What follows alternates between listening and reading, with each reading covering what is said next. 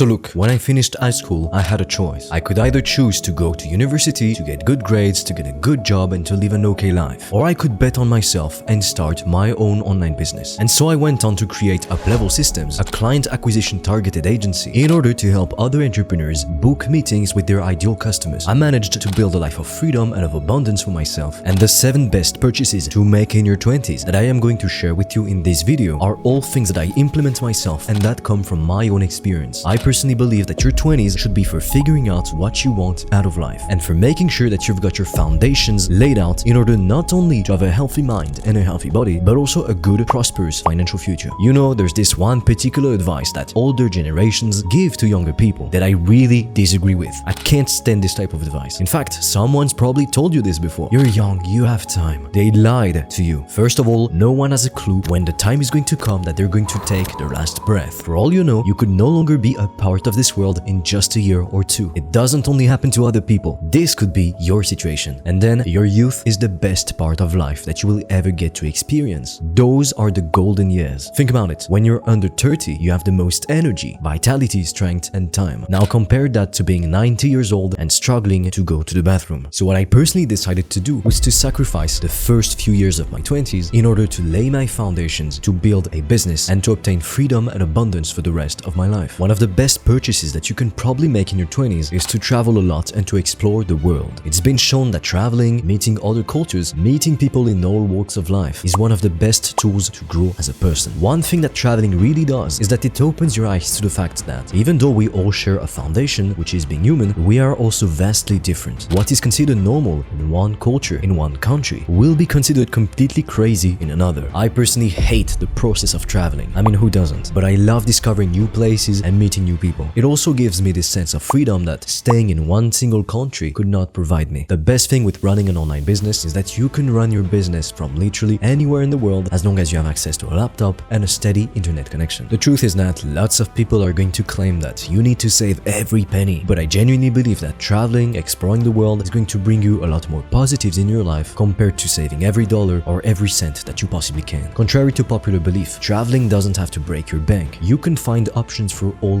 budgets. And the thing that you have to realize really is that saving money is not going to make you rich. The only reason they tell you this is because the bank wants to hold on to your money. Growing an online business, on the other hand, and investing your money is going to make you very rich. Simply because with inflation, the money that you saved up decreases in value. Whereas if you bought stocks, for instance, your investment is going to go up in value over the years, increasing your income and your net worth as a result. One of the best investments that you can make in your 20s isn't this secretly hidden trick. It's actually to clear your debts. Yeah, I know, it doesn't sound like the sexiest thing in the world. The most common debt that people in their 20s are going to have is student debts. That said, I know a lot of guys and girls in their 20s that are way behind on their credit card payments. And the thing that they don't realize is that they're being charged insane interest rates by the banks. If you have debts, your main priority should be to pay them off as fast as possible. I personally know there's no way I could sleep peacefully at night if I had 100k in debt. The other thing that I personally purchase are timeless pieces. By timeless pieces, I mean anything that doesn't lose its utility over time. So for instance, if we look at fashion, one of the most basic timeless pieces ever is a black t-shirt. The thing that a lot of people mistakenly believe is that if someone is wearing Gucci or Louis Vuitton, then that must mean that they're rich. A lot of the time, super wealthy people don't even wear clothes with visible logos. I don't know about you, but I've never spotted billionaire Mark Zuckerberg wearing Gucci shirts. Instead, what super wealthy people do is that they focus on buying timeless pieces that are very high in quality. They don't have to prove their worth and boost their ego by constantly flaunting how much money they have. For some people, it can seem absolutely insane, unthinkable to spend $500 on a t-shirt, especially if there's no visible logo and it's just a plain black t-shirt, but that's because super wealthy people are going to focus more on the quality of the product, so in that case on the quality of the fabric, on the fit of the t-shirt, its durability. Another example of timeless pieces would be luxury watches. A lot of luxury watches are going to appreciate in value over time, making them a great investment. For instance, Rolex's Submariner has increased in value over time. In 2022 alone, the value of the Rolex Submariner has increased by 9.8%. So if you bought a Submariner for let's say 15k in 2022, now it could be worth close to 17k, and that's without taking into consideration future increases in value over the years. Next up on our list is to invest in mentors, coaches, and online training programs. There's one quote that I've always loved and that I live by religiously. Only a fool learns from his own mistakes. The wise man learns from the mistakes of others. Imagine for an instant that you're lost in the jungle. Your goal is to cross the jungle as quickly as possible so that you can get back to your family. An old man appears before you and tells you that he's already crossed the jungle before and he can help you to avoid all of the tigers, all of the dangerous animals and pitfalls. But if you want his help, you will need to pay him. If you accept the old man's offer, you'll be able to cross the jungle and get back to your family with ease because he knows all of the dangerous traps and pitfalls to avoid. A fool would be completely outraged that the old man is asking him to pay for that knowledge, so he would refuse the offer. The issue is that it would probably take you years of struggle, of trial and error to figure out how to get out of the jungle on your own. That is if you don't get eaten by a bunch of tigers first. A wise man would take the old man's offer and he'll get out of the jungle as quickly as possible. Now, of course, in the real world, you're not actually trying to escape a jungle, at least not if you're watching this video right now, but you probably have some goals right now that you want to accomplish, dreams that you desperately want to turn into a reality. I can tell you that if you hire a coach or buy some books or some online training programs, you are going to move 10 times faster than your competition who decides to do everything on their own. The thing that a lot of people don't realize is that you are literally being programmed to stay in the solopreneur mindset. A solopreneur is basically someone who does everything himself because he thinks he can do it all and he thinks it's cheaper and more efficient. This is the biggest lie that you'll ever hear. I can guarantee that this kind of mindset is going to keep you stuck forever. If you look at wildly successful people, they all, without exception, have teams of hard-working and talented people, and they constantly learn from others that have achieved what they want to achieve. Now, the best thing that you can channel your money into in your 20s is building your own online business. Nowadays, 20-year-olds are generating more than 6 figures per month with just a laptop. We live in crazy times. It's never been easier to build a profitable online business from scratch, even if you don't think that you have any skills at the moment. The service-based business that I started and that got me to where I am today, Up-Level Systems, helped social media marketing agencies, coaches and consultants to book more meetings with their potential customers. The advantage with this business is that it's a cash flow oriented business, meaning the operational costs are low and most of the revenue is actual profit. If you're interested in learning how you can start your own online business, I have a whole playlist on YouTube to teach you just that. You can check out the link in the description below, or I will make the playlist appear on the screen. I know that this is going to be a big surprise for a lot of people, but next up on our list is food. According to the United States Department of Agriculture, in 1900, the average American family spent about 43% of their income on food. In 2000, however, that number fell down to only 10 to 15% at most. And food wasn't necessarily more expensive than what it is now. If anything, it was cheaper. Now, with the recent lockdowns, the crisis around the world, the wars, good high-quality food is actually more expensive. In 1900, in the United States alone, obesity rates were less than 5%. In comparison, in 2000, a century later, the obesity rate rose up to 30%. So if you think that the quality of food that you buy doesn't matter, by all means, but I personally really believe that high-quality food, highly nutritious food, is one of the things that you should prioritize buying over anything else. Forget about travel, forget about expensive clothes. If you don't fuel your body properly, you'll inevitably have to face the consequences of it down the line. I know that a lot of people just don't care. I mean, in the modern world, it's considered normal to eat 200 grams of sugar for breakfast. But just because most people do that doesn't mean it's actually good for your body. A lot of people use breakfast as an excuse to eat garbage, but your body doesn't care that it's breakfast, lunch or dinner. Sugar is a poison no matter what time of day you consume it. And I really don't think that feeding your body 200 grams of sugar first thing in the morning is a good idea. Now, the last best purchase that you can make in your 20s is to start investing. Unlike a lot of people making finance videos on YouTube, I won't claim that you're going to get rich off of investing $200 a month for 60 years. The way I personally go about things is to build a profitable online business, one that's cash flow oriented when you're young, early 20s or even before, and then you invest 70% of that money into growing your business or passive investments like the stock market, because that way you will receive dividends, and that's probably one of the best and easiest ways to make passive income, really. And yes, investing $200 a month in your 20s isn't really going to make that much difference, especially in the short term. But at this stage, it's not really about the money. Rather, it's about building good financial habits that are going to last you a lifetime. And studies have shown that time and time again, the younger you are, the easier it's going to be to adopt good financial habits or good habits in general. With that said, I hope that you enjoyed this video. Let me know your thoughts in the comments down below, and I will see you in the next one.